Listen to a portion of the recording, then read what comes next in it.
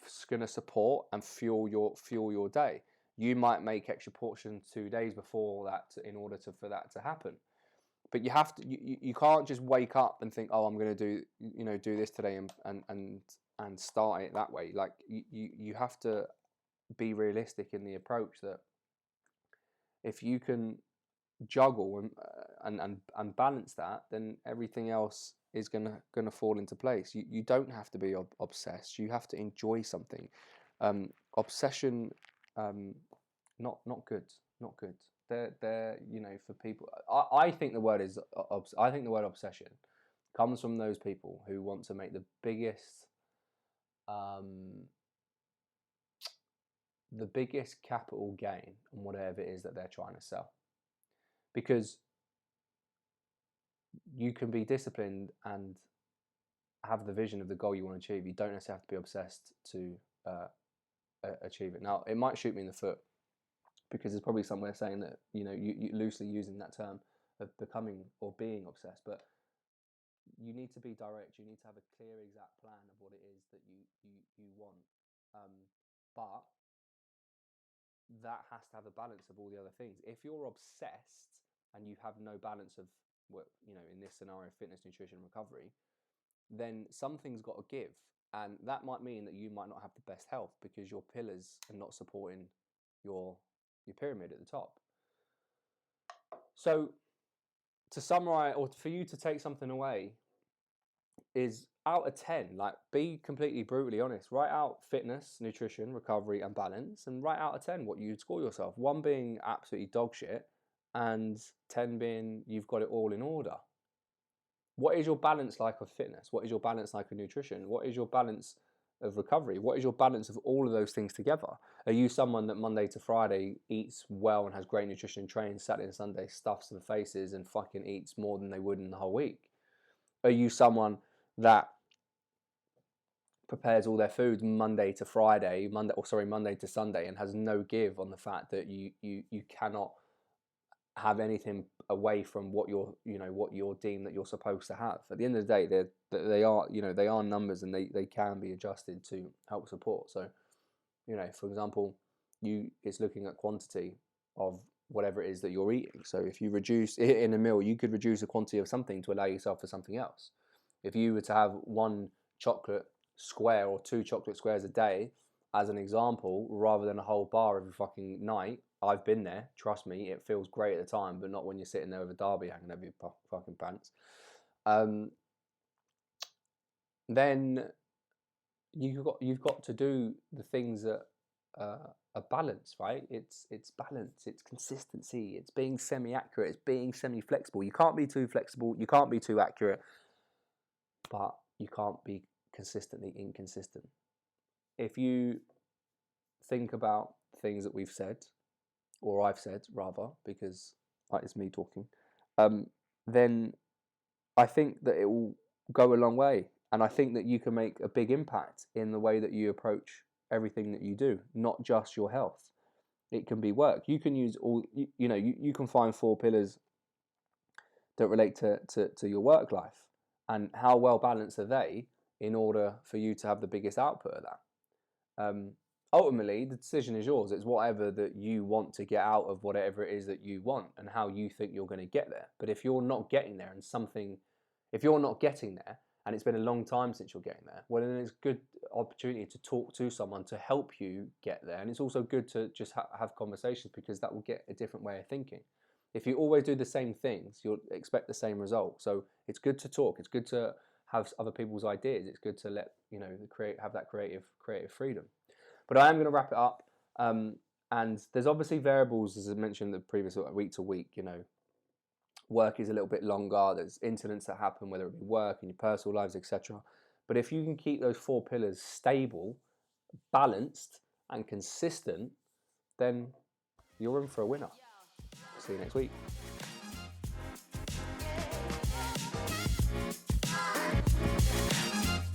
Thank you.